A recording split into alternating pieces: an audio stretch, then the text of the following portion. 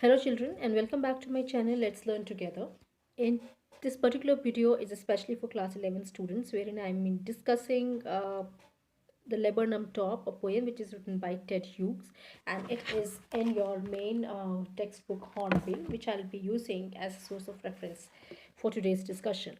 So as I told you that we're going to discuss this particular poem, we will try to look at the poem in totality first of all, and of course then we will look at it line by line uh, in order to understand the theme and in order to appreciate the poem critically.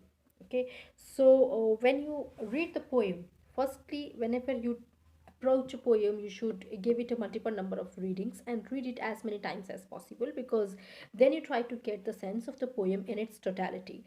So you must first of all look at the poem in its totality, right? Like read the poem right from the beginning till the end completely, and try to understand, try to grasp the main subject that the poet is trying to put forward into the poem. Subject in the way of the of understanding the themes, and also the way of writing it, because no poet will tell you directly about what he or she wants to convey to you. That is the beauty of literature, because if they do so, then obviously the uniqueness of the language will not be surfaced up, right? So the unique way in which language is used in prose and especially in poetry writing is something that makes literature interesting, and you should be able to understand it as an advanced readers of literature. So when you read the poem completely, you will do that before actually trying to understand it line by line. So please do that. When you read the poem completely, you know that this poem is about a laburnum top. Now laburnum is a kind of plant. If you look at the down of the page, then there is the meaning which is given to you on of the word laburnum, and it has been referred to as a short tree with hanging branches, yellow flowers, and poisonous seeds. Now you could, if even if you do not know about this plant, you can now probably imagine it in your head about what would this particular flower, or this particular plant, I'm sorry, not a flower, but the plant would look like. So it's a kind of a tree, a short tree, not a very big tree, where which hanging branches, and of course with very bushy kind of appearance. So this is about the laburnum top. And when you read the poem, you look at it, like from the beginning of the poem, it has been told to you that the laburnum top is absolutely silent.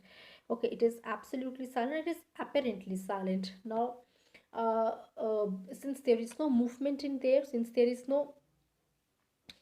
nothing, uh, no sign of any kind of life over there, because human beings have a very restricted ideas of perceiving reality.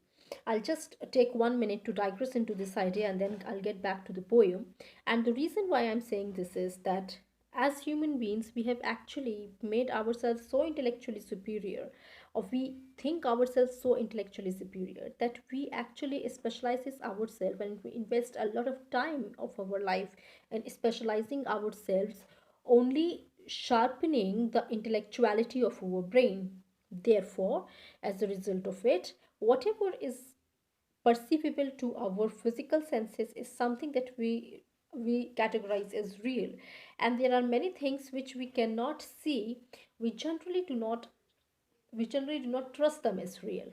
Right now, this is actually the result of the fact that we have considered ourselves, and we have made ourselves, or rather we have specialized ourselves in our intellectuality. We have actually believed so much into our intellectual power that anything that lies beyond it or before it, we just dismiss it as unreal or something that is non-existent, right? But then you must understand it like this, that okay, there are things like internet connections around you, right? So it is present in the form of Wi-Fi connections. Can you see the internet connections or the wavelengths or the frequencies that are being sent out? No, but then you do know that it exists, isn't it? So even if those wavelengths or that internet connection which is not visible to you, you know it is true. Similarly, there are other various things in the universe which might not be perceivable or visible to your physical eyes, but then they exist, right? So when you look at this poem, Ted Hughes, you find that when he refers to a laburnum top which is apparently still, it is apparently still, okay, because every since there is no movement over there, we would tend to think that there is no life in it, but you must understand the tree itself is a symbol of life, first of all. And secondly, we get to know about the presence of life when a bird appears there. So there is a goldfinch which appears on one of its branches, and then it very very carefully it moves inside one of the branches, and there is a nest, and there are baby birds in there. So when she goes there, of course she's the mother bird. When she goes there, then the baby birds starts making noises. They starts flapping their wings, and there are movements, and then there are chirpings. There are various sounds which are made. Now we know that there is this life that exists there, because now it is visible to us, right? Then, after spending few seconds with the babies, probably she has brought some food for the babies from somewhere. She keeps the food, she drops the food, or she just be there. She attends them, and then she leaves. And once again, there is this stillness that once again overtook take the complete appearance of the laburnum top. So if you look at the story wise, if you follow it by the kind of circumstance which has been described here, you find the poem extremely simple, and you might even question then what is so great or grand about it. It's just about a tree where there is a nest, then there are babies birds there, then there is the mother bird who comes, attends children, and then goes away.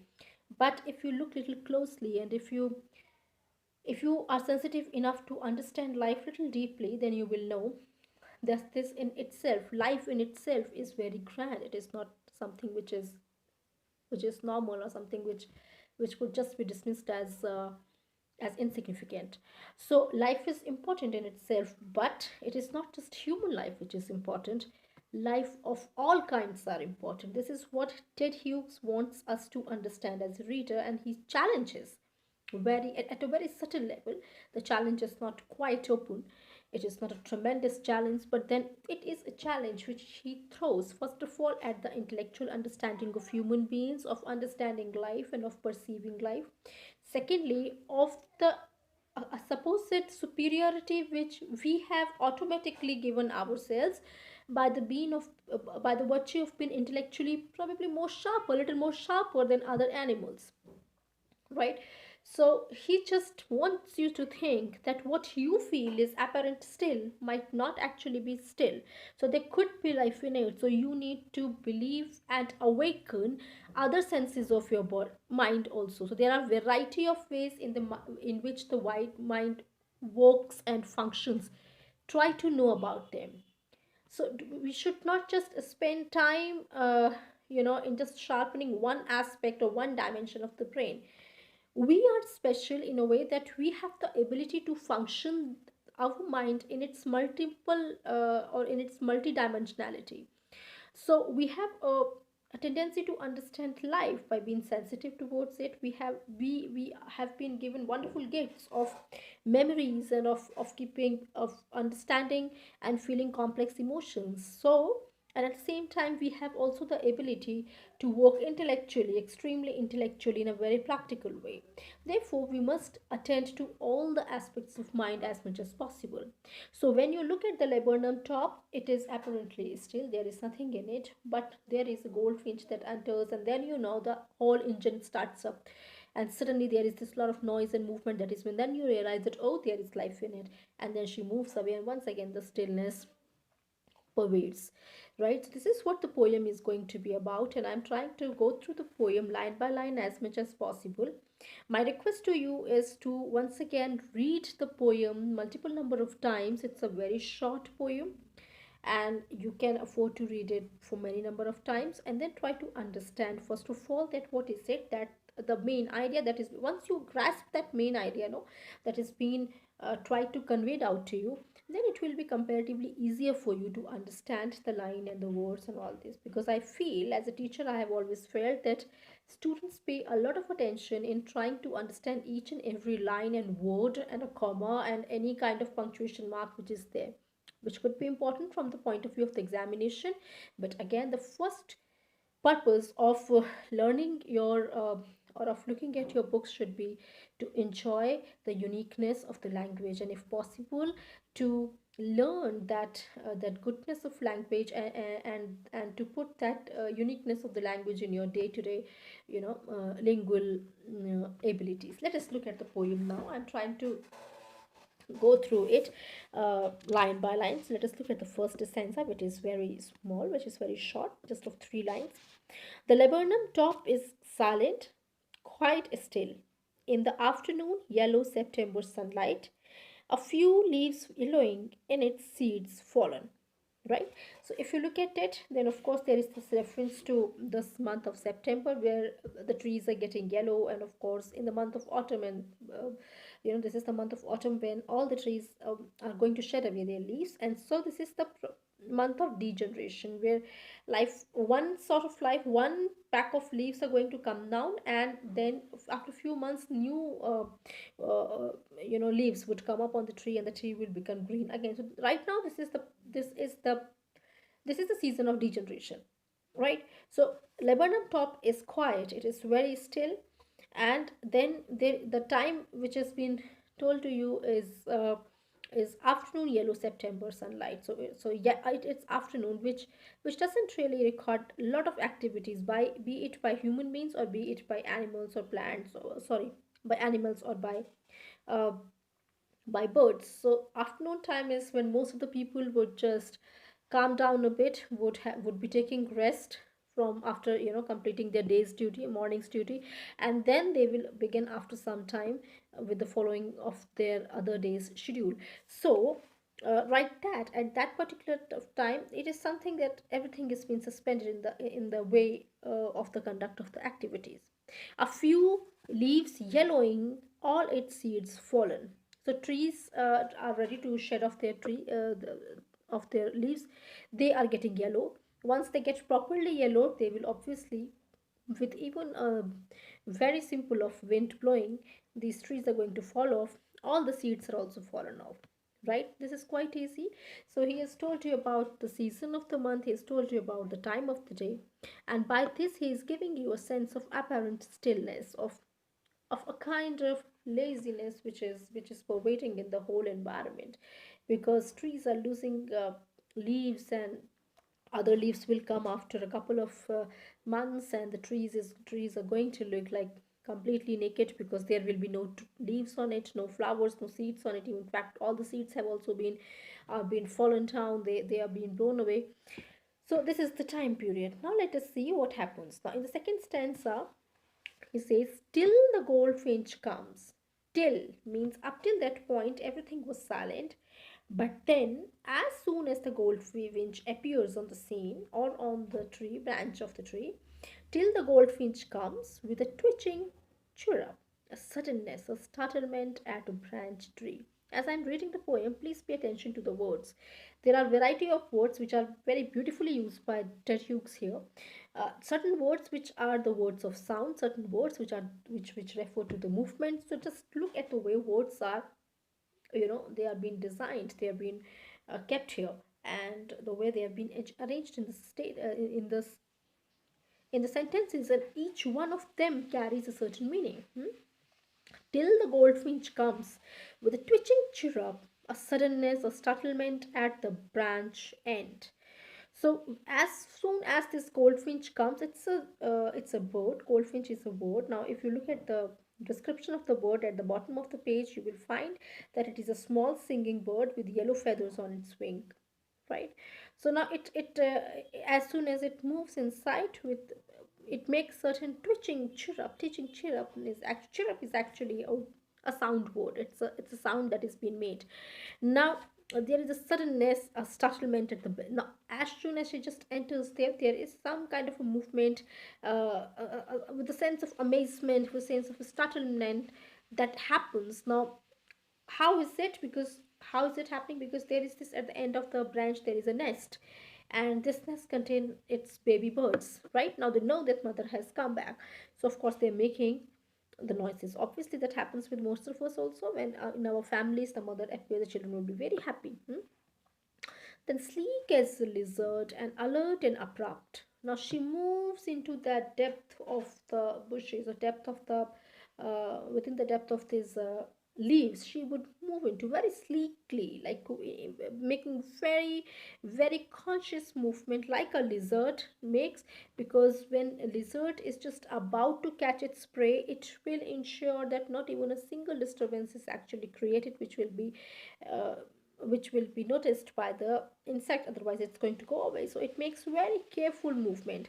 Similarly, like that of a lizard, even this goldfinch makes very careful movements, and but at the same time she's very alert and she's very abrupt. So look at this contrariness, that there is this a silence with which she moves inside, but at the same time there is this sense of alertness and abruptness. So she has both a silence and of course an alertness in her. She enters the thickness and machine starts up suddenly. So as soon as she goes inside the thickness of the tree and she reaches near to her nest, but there is this sense as if a machine has begun up. So you open up a machine, you switch on the button, any machine is there in your home. You just, for example, any machine. It could be, for example, let's say it's a cooler, it's a water cooler. If you switch it on, then what happens? Suddenly the machine and the engine will start working, and you will see some movements, and along with that there will be some noises also, some sounds coming out of it. So you can see that suddenly the machine starts up. So what is the machine starting up? It is actually the children making the noises and the movements, right? The baby birds of chittering and a tremor of wings, of trillings, the whole tree trembles and thrills. So much noise has been made and so much movement has been made that complete tree will start, start it's showing some basic movement, and you know that something is happening within the thickness. Someone is there. So that is the signal of life. So there is this life that exists there, which so far we have thought there was not existent, right? So now look at the words again. She enters the thickness and a machine starts up. Of chittering is again a sound word. Tremor of wings. Now tremor is a movement.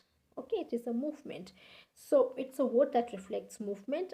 And of trillings, once again, this refers to the movement of the wings flapped, like the baby birds are flapping their wings and they're making the noise.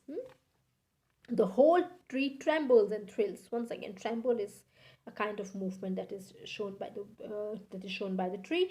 And thrills ka matlab well, thrills will mean that of course there is this, once again, a severe shaking of the tree that is happening, or at least of if not the complete tree is shaking, that branches shaking, and the trees surrounding it are shaking too. It is the engine of her life. Now, this is the engine of her life. What is an engine in a machine? Well, engine in any machine is the most important part of it. If engine stops working, the machine will not work. Right. So now look at it. Look at this line again. Of chitterings, of tremors of wings and trillings, the whole tree trembles and thrills. It is the engine of her family. It is the engine of her family. What is the engine of her family? The engine of the family is that particular tree, the branch where she lives, because it provides her a right space to live. At the same time, there is a sense of security which is also being provided to her. So that when she moves away, the bigger birds and the more stronger birds will not be able to see the baby birds, and obviously the baby birds would remain safe. Otherwise, if she keeps her nest out in the open, then of course there is always this um, she always has to go through this sense of insecurity of being eaten away, that the baby birds could be eaten away by the bigger birds, or they could just be uh, like they could be disturbed by any other human beings also. So this is the engine of her family. The engine of her family is of course where she is living. That's where she is very carefully chosen that nest where she could actually just lay her eggs and provide security to her children.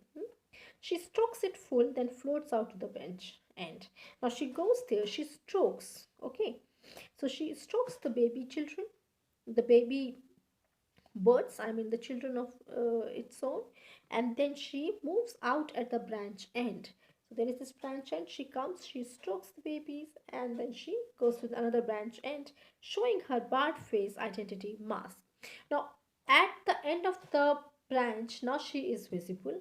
Inside the thickness, she and her nest and the baby birds were not visible. Now, when she has moved towards the end, then you find that one can actually look at her through the leaves. Now, through the leaves means that her face is not clearly visible, her body is not very clearly visible, but it is barred. It is as if somebody is standing behind the bars. There are iron bars, long iron bars, which are generally there in a windows, basically.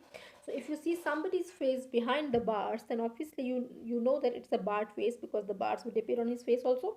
So now a kind of barred identity is visible to the world outside, right? Showing her barred face identity mask. Now all these leaves around her are basically providing her a mask with which she is holding on to her identity. So then she flies away. With and then when an airy delicate whistle cheered up whispering, she launches away towards the infinite. Now once again, she just flies away from there towards the infinite, means the world is infinite, towards the sky, towards the infinite, and the laburnum subsides to empty. Now once again, as she moves away, the baby birds will keep quiet. They would just stay inside, because they have been rightly instructed by her mother that they should not make any noise when she is not there, because making of the noise could actually invite any kind of potential danger for them. So then once again you see that the laburnum is quiet. So right in the beginning of the poem we begin with the quietness and stillness, and at the end of the poem there is this quietness that pervades after the goldfinch leaves away, right? In between there is life, in between there is twitching and chirping and whistling and various other kinds of trampling and tremors that are being created by the baby birds.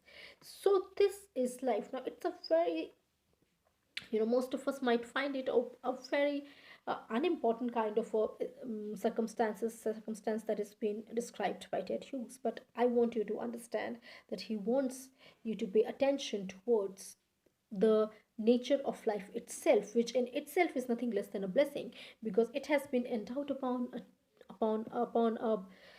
a bird or upon its babies by the nature itself. And anything that has been created by nature is beautiful. It is beautiful. We might not consider it important and significant, because this might not be of any important consequence to us, but at the same time we know that this every sort of life and every form of life must be respected, because it is as beautiful as any other thing in the world, right?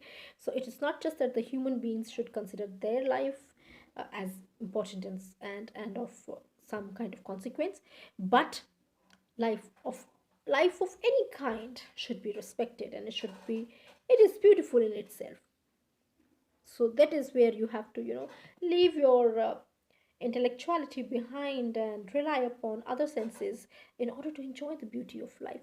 I'll give you just one very small example to understand it, that when you go anywhere in a garden, and if you find a flower on a stem or on a branch uh, of a plant, you find it beautiful, don't you? Now imagine you give the same flower to a scientist. Now, in order to study that flower, the scientist, what will it do? He or she is going to, of course, he or she is going to like uh, tear the plant apart, and then he will tear the plant in this tear the flower apart, and then he will show you the different parts of it. So one part is going to be sepal, another part is going to be petal, another part is going to be something else. And once you have that flower right there in front of you, completely dissected, do you think it will retain its beauty the way it had retained when it was there on the stem? So maybe after tearing it apart, or after just dissecting the whole flower, you can understand uh, intellectually the flower better, but you will never be able to enjoy its beauty, because what you have done is that you have literally taken the life out of it. There is no life in it anymore. Now it has just become a subject of your investigation, right? So to understand or to To appreciate the beauty, you need to look at the flower as a whole and appreciate its life in itself, whatever it is, however small it is, however unnoticeable it is life. This is what Ted Hughes wants you to understand. So I hope poem would be you would have understood the poem. In case of any difficulties, you can leave your questions in the comment sections below, and you can also suggest me any other ways of improving the content in my videos. I hope you enjoyed the video, and I also hope that you learned something out of it. Thank you so much, and have a very wonderful day ahead.